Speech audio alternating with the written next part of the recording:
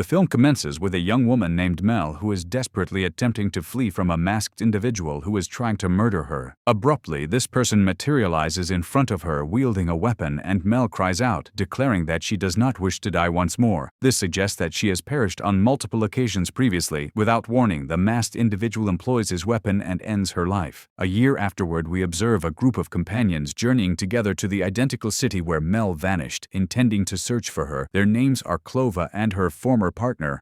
His name is Max, and there's a girl named Nani and her boyfriend Cabell, and finally their Asian friend named Megan. When they arrive in the city, they stop in front of a supermarket and play a video of Mel before she disappeared. In the video, Mel was in the same place before she vanished. We learn that Clover is Mel's sister, and she went on this trip with her friend specifically to look for her sister. Clover enters the supermarket and asks the owner, whose name is Hale, about her sister who disappeared a year ago. Hale tells her that there is a valley. This place is called Glory Valley, and anyone who crosses it disappears in an illogical way. He advises her to go to the valley, hoping she might find her sister there. Clover tells her friends about what happened, and they all get in the car together and head to Glory Valley. However, halfway there, they start feeling a scary sensation and are not comfortable with the place they are heading to, especially since they encounter a strong storm. But as soon as they reach the valley, they find that the storm has disappeared suddenly.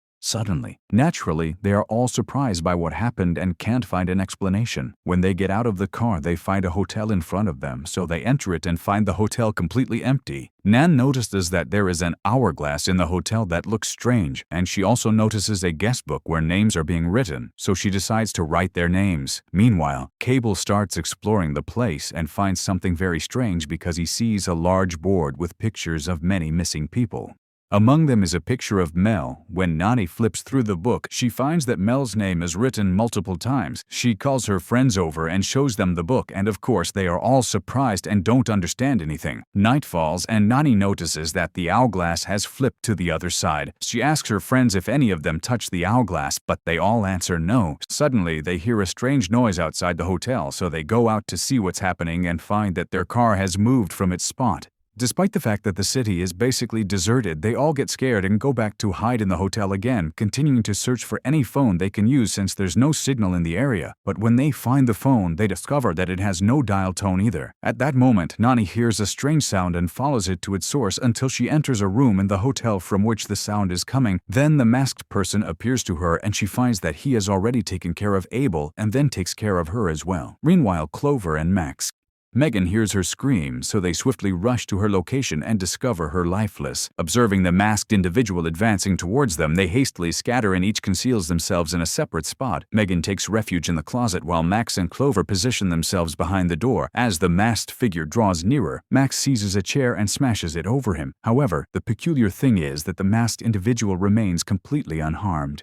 The masked person grabs his weapon and finishes off Max. Then he goes to open the closet, pulls out Megan, and keeps smashing her head on the ground until he kills her, with Clover witnessing everything. Terrified, she quietly grabs a knife and suddenly attacks the masked person, stabbing him. However, the strange thing is that the masked man is not affected at all. Swiftly, Clover dashes out of the hotel and seeks refuge in the dense forest. At that very moment, she spots her sister Mel approaching from a distance, but Mel doesn't manage to reach her because simultaneously, the masked individual arrives at Clover's location and ends her life as well. Moments later, the hourglass turns over once more and the day begins anew. Suddenly, Clover and her friends find themselves alive again, and naturally they are all in shock and unable to comprehend that they were killed and have returned to life. They don't understand what's happening at all. Suddenly, they find the hotel door opening and closing on its own, so they quickly go to block it. At that moment, Megan feels a strange sensation about the place and tells them that something bad is going to happen to them. All of a sudden, she starts screaming loudly and the power goes out. As soon as the power comes back on, they find that Megan has disappeared. They search for her everywhere until they find her in front of the missing person's photos, and she starts repeating the last words the missing people said before they vanished. The place. And she asked her friends to prevent anyone from entering the hotel no matter what happens, and suddenly Megan dies. Moments later, they hear a knock on the hotel door, so they approach the door and hear Mel's voice pleading with them to let her in. Clover quickly goes to open the door, but as soon as she opens it, she finds her sister has disappeared. Strangely, they see a house in front of them that wasn't there before, and suddenly an invisible force pulls Clover towards the mysterious house. Clover's friends try to rescue her but can't. An unseen force pulls them back into the hotel, trapping them. As Clover enters the house, she meets an ancient witch sitting alone, looking terrifying, watching the news. The broadcast reports a mine explosion in the city, killing thousands. Clover tries to move away from the witch, but suddenly the witch stands and tries to kill her, ominously saying she's next. It's one of two options: either she faces her fear or becomes part of the place, and suddenly Clover dies. At the same time, we see Max trying to open the door to go save Clover, but Cable stops him, telling him that the right thing to do now is to escape from this place and not look back. Max yells at him, reminding him that Clover is their friend and they can't just leave her and run away. Cable becomes harsh with him in his words. They realize that if he's doing this for Clover to come back to him, she won't return because she no longer loves him. Max gets upset by his words and tells him that he will cut ties with him as soon as they get out of there, and he leaves Max and exits the hotel. Naturally, Lena gets upset with Gable because of what he said and accuses him of being selfish and cowardly, but Gable tells her that there's no one else. In front of them, there is no alternative but to flee, and he notices that his vehicle has reappeared in front of the residence. He requests her to join him in the car so they can make their escape and seek assistance for their companions. Meanwhile, Max arrives at the witch's abode, and as soon as he steps inside, he discovers Clover donning a mask, evidently possessed, and she mercilessly finishes him off. At that very moment, they enter the car to make their escape, but they are unsuccessful because the masked individual emerges in front of them once more. Both of them. And after they all die, the hourglass flips over again. Suddenly, they find themselves back to life and their day starts over again. They discover here that the creatures killing them are the townspeople who died in the accident that happened 20 years ago. They also realize that they are trapped in a terrifying time loop they cannot escape from. They are certain that at the end of each night, they will die at the hands of a terrifying entity. They all proceed to conceal themselves within the bathroom, securely locking the door, and make the decision to remain hidden until the sun eventually rises. This is because the witch told Clover before she killed her that she had two options: either wait until the night passes or become part of the night and face the evil creatures in the place. Gable becomes thirsty, so he goes to turn on the faucet or drink from it and gives water to all his friends, and they all drink. But moments later, Gable starts feeling extremely tired, keeps coughing up blood, and suddenly explodes into pieces. Naturally, all his friends keep screaming in horror.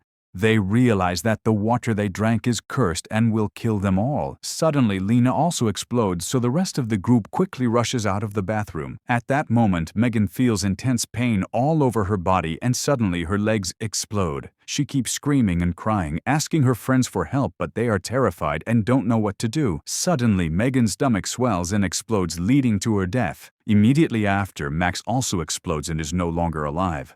Except for Clover, she reclines on the ground and patiently waits for her turn as well. But then something peculiar occurs as she notices Hill approaching her, the individual she encountered at the supermarket. He draws nearer and informs her that they will remain ensnared in this cycle indefinitely if they do not confront their fears. Suddenly, Clover also explodes. After that, the hourglass rotates once more and they all return to life. Clover informs them that she saw Hill and is certain he is the cause of what is transpiring to them. They start searching the hotel for anything related to the man until they find his ID card and discover that he is a psychiatrist. They also find an old newspaper that reports a mine in the city exploded because the government dug incorrectly, causing all the houses in the city to collapse underground, resulting in the deaths of thousands of people. After that, they continue exploring the hotel until they reach a door, open it, and find a long tunnel behind it, which they quickly close again. They close the door again. After a bit of searching, Max finds an old videotape and plays it. They see something very strange, a person trapped with a bizarre entity pleading with Hill to let them out.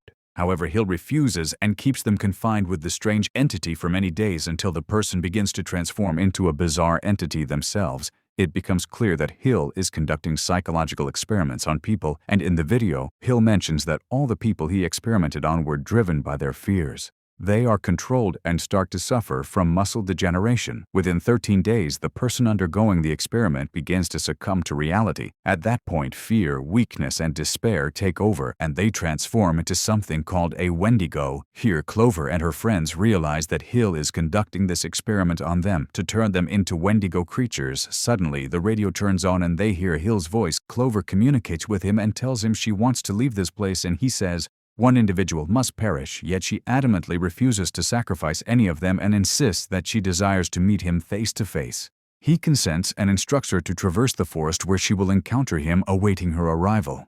Without hesitation, Clover departs from her companions and dashes into the forest by herself. Her friends attempt to halt her but are unsuccessful, prompting them to pursue her in an effort to rescue her. As they are in pursuit, Wendigo emerges and attempts to eliminate them.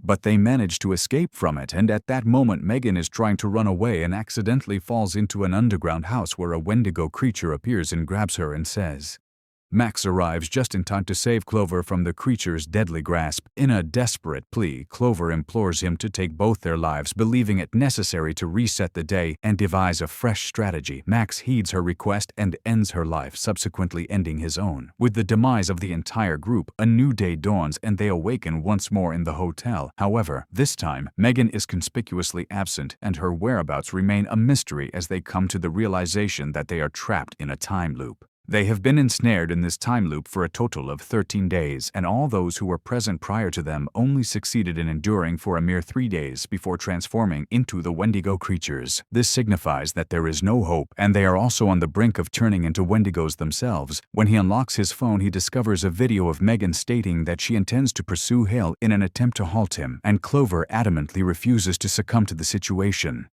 She tells her friends that if they give in to fear, they'll become Wendigo creatures and must fight until reaching the tunnel's end. They all decide to go through the door behind the tunnel and keep walking until they encounter the Wendigo creatures. Quickly, they start running away, each finding a different place to hide. Suddenly, Clover finds herself alone in an abandoned place, and unexpectedly, her sister appears in front of her after having turned into a creature.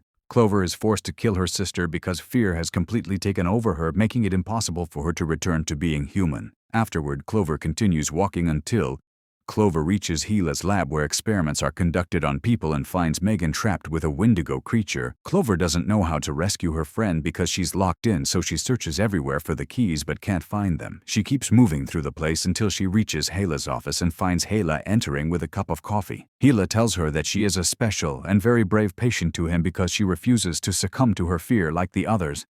He elucidates to her that all the occurrences transpiring are a response to their deepest fears. Everything unfolding is solely within their minds. They are the ones wielding control over this place because it thrives on their fears, anxieties, and psychological disorders. Clover observes that the pipe overhead is leaking water. She remembers that the water in this place is cursed and lethally harms anyone who consumes it. Without Hill noticing, she positions his coffee cup beneath the dripping water to eliminate him because as soon as this particular experiment will ultimately conclude because he is the individual orchestrating the experiment and somehow possesses control over their minds. As soon as Hill consumes the water, he explodes and perishes. Swiftly, Clover retrieves his keys and proceeds to liberate Megan. Subsequently, they reunite with the remainder of their friends and they are all alive, having successfully confronted their fears and vanquished the Wendigo creatures. Finally, daylight emerges and the nightmare concludes. They all get into the car and promptly depart from the cursed place, bringing it to an end.